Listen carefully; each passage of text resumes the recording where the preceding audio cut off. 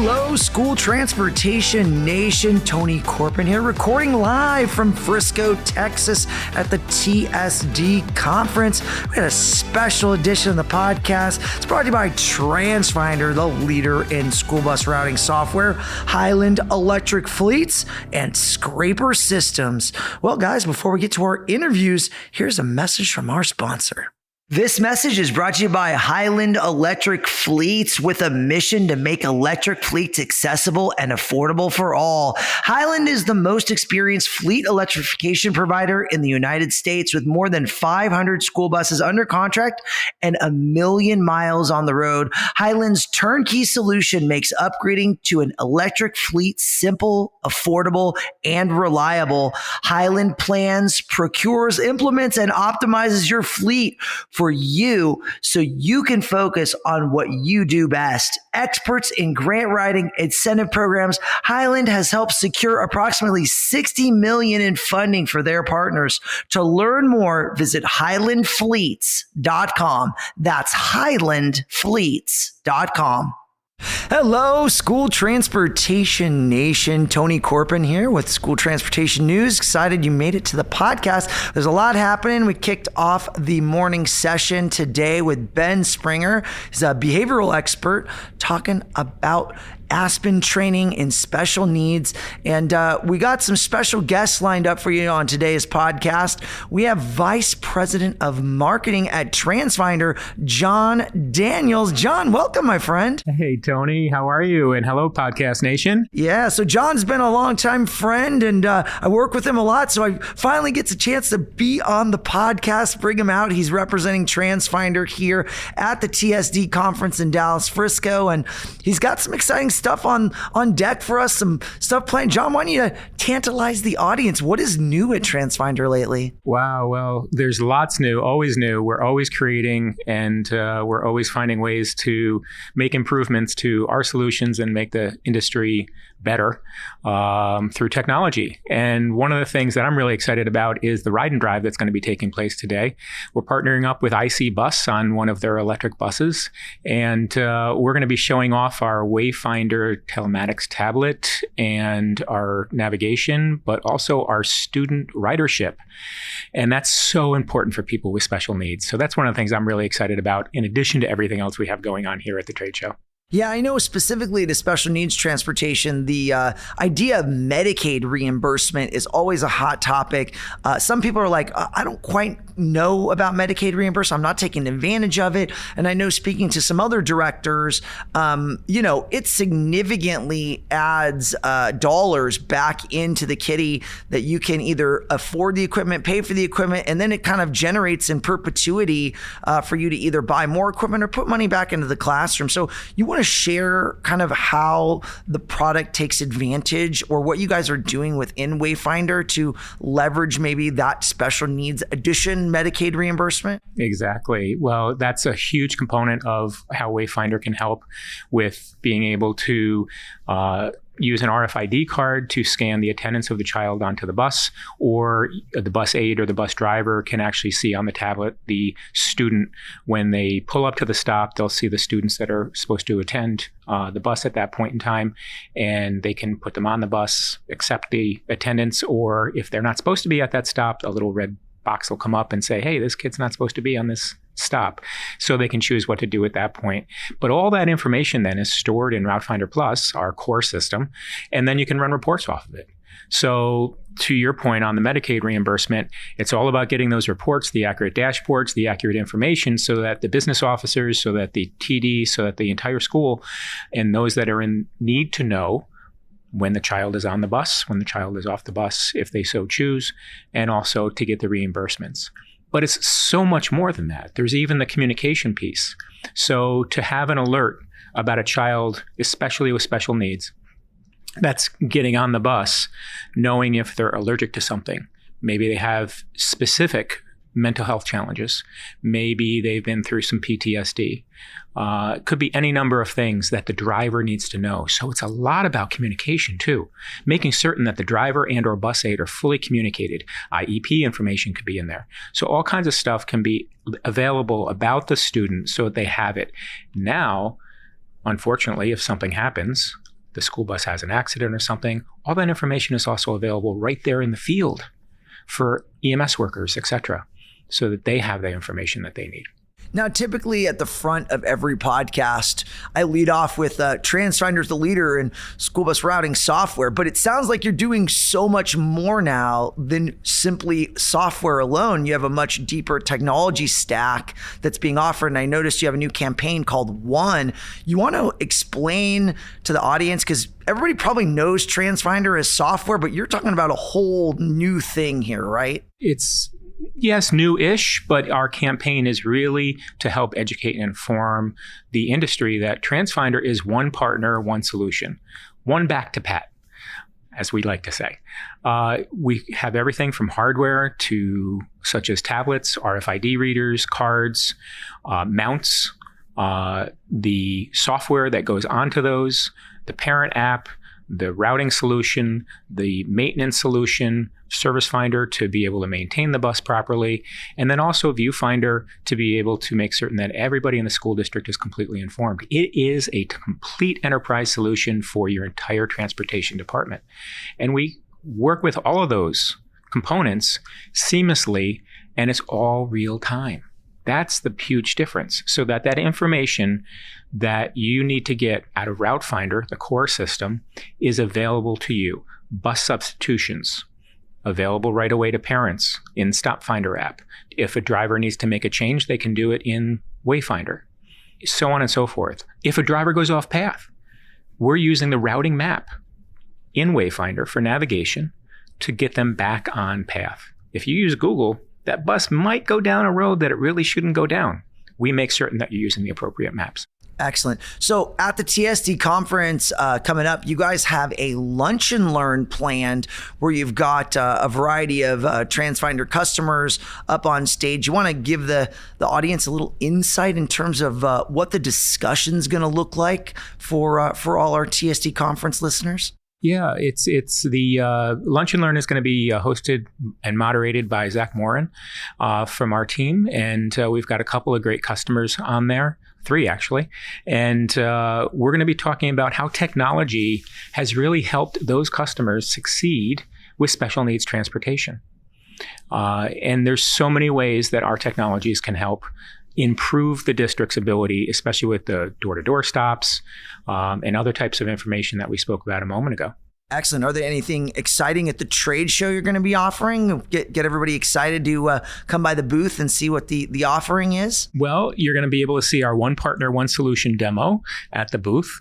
And we're going to be also, of course, throwing away a gift card out there to the audience on Sunday to make certain that they have a great time and come by our booth. And they're going to see our team. We have Brian here, Jim here, Dan, and Zach and myself. So we're fully loaded. We're right up in front. You won't be able to miss us. Might actually have a little bit of music playing. Oh, that sounds great, John. It's going to be a fun time. We're so glad Transfinder's here with us at the TSD conference. Appreciate you jumping in and grabbing a few minutes with me to share with the audience what's new and what's happening at Transfinder. Great. Thank you, Tony. My pleasure. Thank you. Hello, School Transportation Nation. Tony Corpin here, President and Publisher of School Transportation News. We're excited to have some live guests here at the TSD Conference as we continue our interviews today.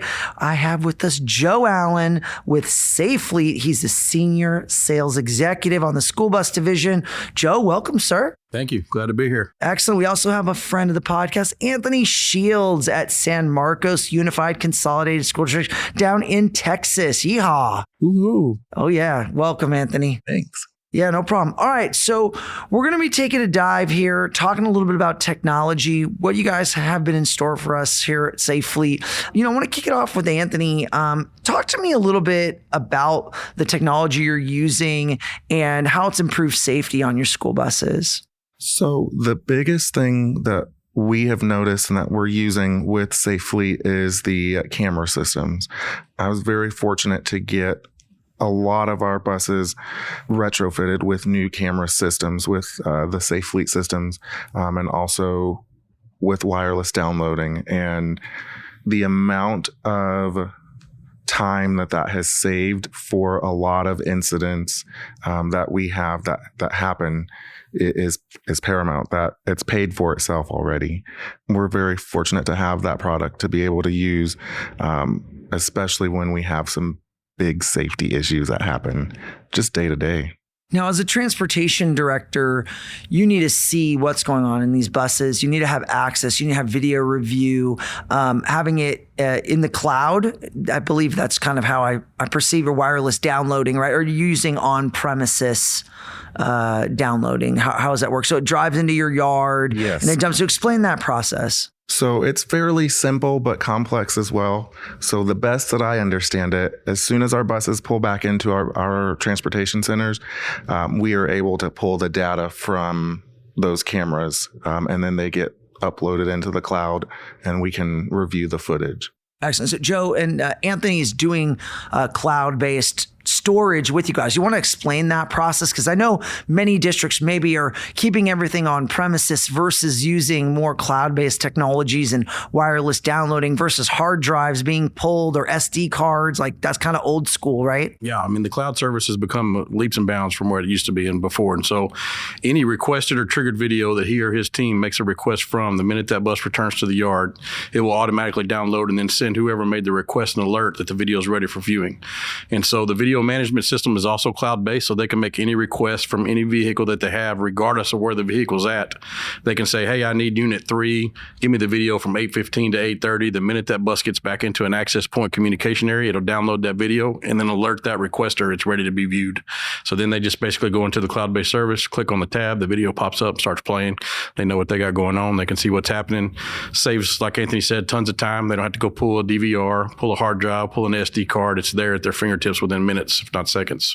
Anthony, talk about the ability to pull the data and the advantages of that. Do you have any examples of situations that maybe you've faced recently or in this school year? And I know we're halfway through, so I'm sure there are many cases you could probably cite out, but wanted to kind of toss it over you to kind of share, how are you leveraging that technology and the impact that it's making? One of the biggest things that we actually assisted the police department. There was a hit and run accident that happened right in front of one of our buses one rainy morning, and wouldn't have known about us capturing the video without the driver coming in and saying, oh, it happened right in front of us. And so literally I went into the video management system, put in the request, and probably about 15 minutes later had the video ready for PD to be able to get the information they needed to go and apprehend the suspect.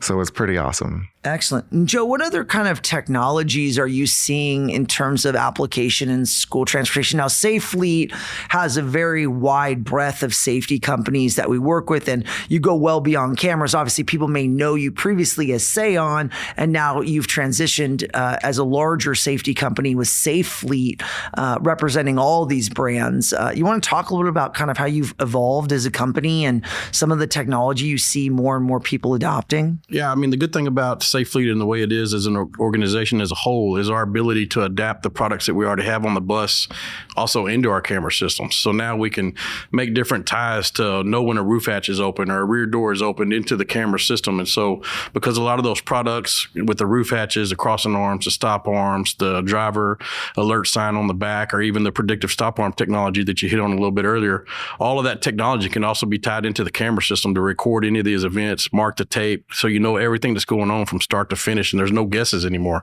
I mean, I like to use as a comment one time that if we had this technology back when I rode a bus, I'd have been in a lot of trouble. So, I try to make sure that keep straight. I got lucky. My dad was a transportation director at school I went to, so anytime I got in trouble on the bus, they just sent me across the street to talk to him. Nice. So you touched on the illegal passing kind of suite of technologies. Now, we had Doug Campbell on the podcast not that long ago, and he was sharing a little more. You want to dive into that for the audience that isn't as familiar with that technology? Yeah. So we have something that's called predictive stop arm technology that uses some advanced radar technology and some vehicle analytics software. Then that can actually predict whether or not the car, whether coming at the bus or from the rear of the bus, is coming to a stop or basically paying attention. If it's not, there's an alert signal in the vehicle's driver console area that'll tell the driver, hey, you're good to let the kids off. It's questionable, or red, don't let the kids off. And so it's some pretty cool technology. It came out kind of before COVID and then took a downfall because of the COVID time. It's starting to catch some wind again and pick up some slack, and more and more people are becoming interested in it. But it's extremely cool technology, and it can be tied into the camera system as well, so they can record the incident never happening. But the main thing about predictive stop arm is, who wants to see a recorded instance happen? We want to prevent it from happening. So the predictive stop arm is some technology that can prevent an incident from happening before it happens. Excellent. And so it's cool technology. Yeah, that's great stuff. Anthony, I know you mentioned you don't have it on your fleet yet, but you're considering these types of technology. Do you find that there's safety incidents that you have to face? I mean, being a transportation director, you got a lot of staff, a lot of buses moving, and that creates some anxiety, right? Definitely a little bit of anxiety. Something happening at every moment of every day. And so a lot of these new safety products that are coming out, we're all very interested in trying them because, as Joe said, we want to make sure it doesn't happen. We like things that prevent that, so that those really tough moments, we don't have to experience as many of those as we do. And so it's really exciting to see some of those things, and even better when we get to see them in person and try them out, and to be able to actually have proof in the pudding that it actually works. Now, in terms of, I know we're at the TSD conference, so in terms of special needs, do you see the use case in a larger way with your special needs buses? I think yes, even more so because of the specialized service that we have to provide to those kiddos. We've opened ourselves up to even more liability, if you will, or more chances for some of those experiences to happen. And so using and having products such as the predictive stop arm and the cameras and things like that, those help tremendously on special needs routes and buses. How about yourself, Joe? Kind of same thing. Do you see many of your customers out there leveraging the technology in the special needs arena? I do. It's picking up more and more, and the more visibility we can make out of it and the more we can talk about it, the more it's going to be asked and used. And so it is coming more to light, and more people are asking about it and starting to use it more and more. Wonderful. Well, thank you both for coming on, sharing a few minutes at the conference with us, and giving us the lowdown on some of the latest technologies displayed here at the show. And Anthony, thank you for sharing as well what you guys are doing in your fleet there in San Marcos here in Texas. Well, we have a few things that we're working on. Of course, the biggest thing that everybody is talking about right now is electric fleets. And so we are hoping to put our name in the hat for that with some hopefully additional safety features. Wonderful. Well, definitely some great options there to add to your new potential electric school buses that you add to your fleet. And definitely a hot topic on the podcast. We're talking about it a lot lately. So digging into it. Well, you guys have a great conference. We're glad you're here. Thank you. Thanks.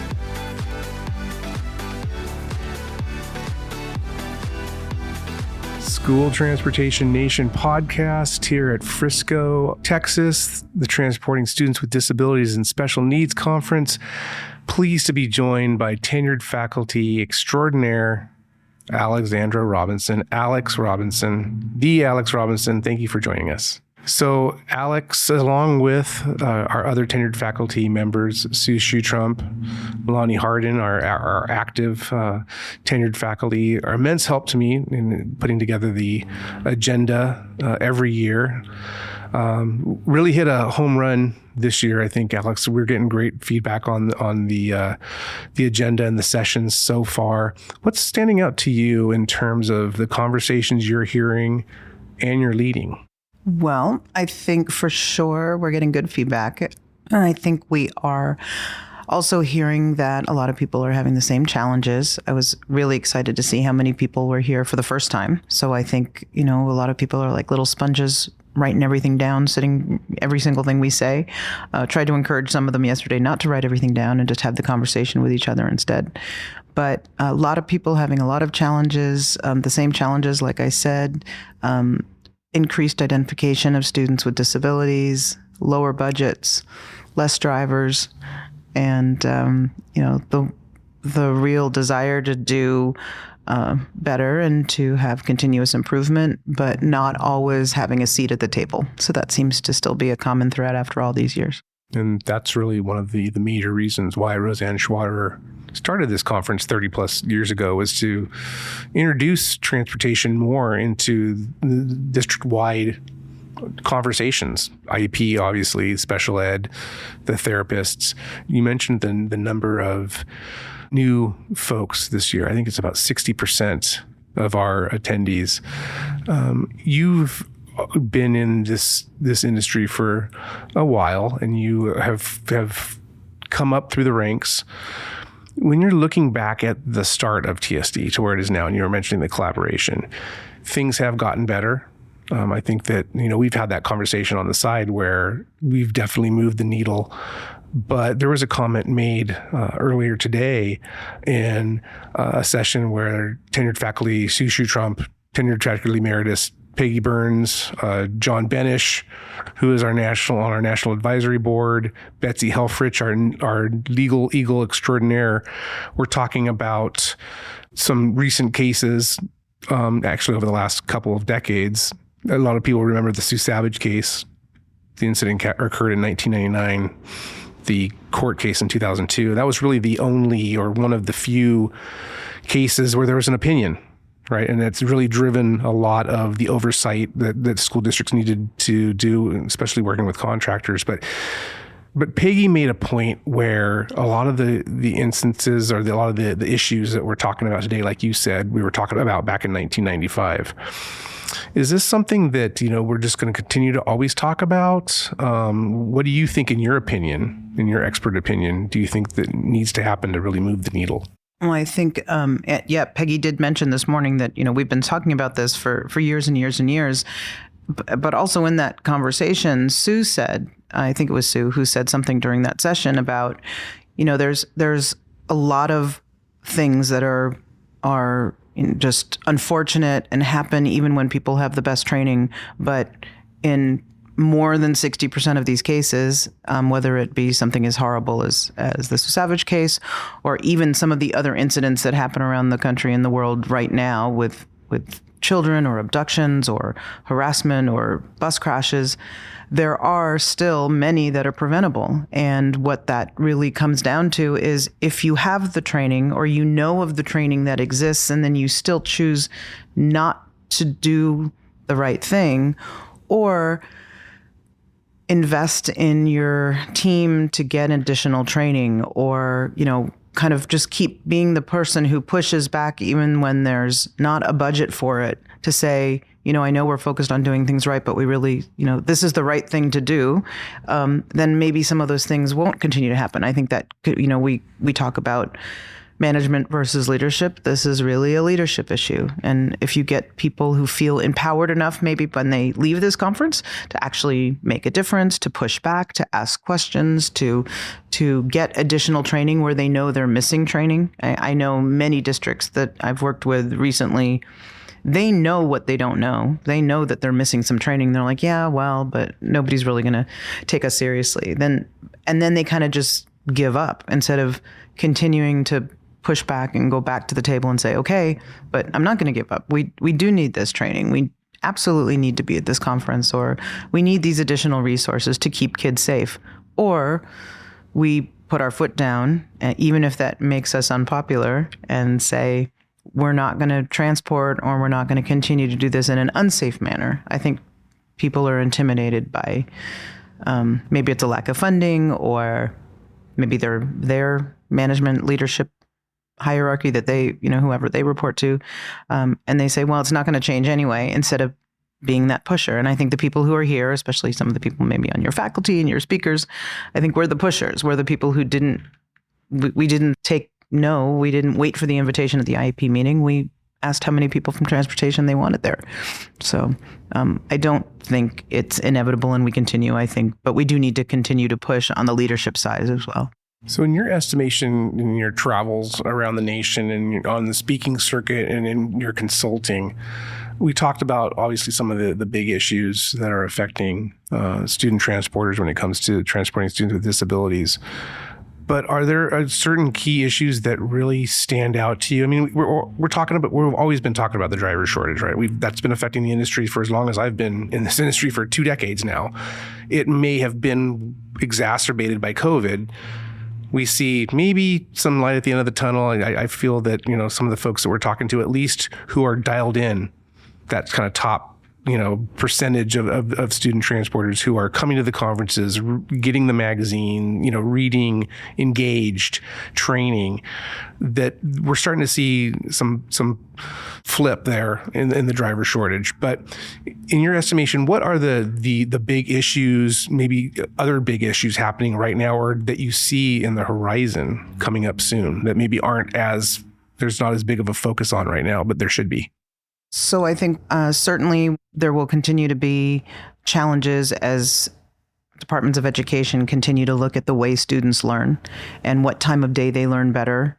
So a lot of places around the country are certainly looking at adjustments to bell times in order to accommodate that. But I think in our world, for specifically transportation, in addition to that, especially with the number of smart cities and regulations where there have been large urban school districts who their city has, or their mayor has said, by 2033, we're going to have zero emissions. I don't know that we have as much of a handle on how we're going to be changing out and adjust fleets if need be, and if the infrastructure exists, or even if we have the capabilities, how it directly affects students with disabilities. Anything, it's great to get a child who has a disability in a quieter bus, certainly, and in a bus that's maybe smoother, like a bus that's electric. But also we notice a change in behavior when we change a bus for a different color upholstery with a child, with a disability, let alone a completely different configuration. So while it's exciting, there are exciting times ahead and people actually looking to see how do students learn and what time is best for them to learn. And there's a lot of money available to, redo our fleets and revamp the way we are thinking about student transportation. Along with that, I think we need to be very mindful of how all of these things affect students with disabilities, because even though it's an exciting time, we still have to keep that in the forefront of our brains. Well, thank you very much, Alex. It's a pleasure to work so closely with you, to see you, to be with you. It's great. So thank you so much. You've helped make this event a success, as always. Thank you very much for having me. Hey, thanks to all our guests today and yesterday and the day before, our episode sponsors, you guys listening out there in School Transportation Nation land. Don't forget, subscribe on Apple Podcasts, Spotify, wherever you listen to pods. Guys, don't forget scnonline.com for all the latest information on the school transportation universe that we live in every day. We got great conference updates on the website, news, information, all the things you need to do to make your job safer and more operationally efficient in school transportation. Nation, we love you. We'll see you next week.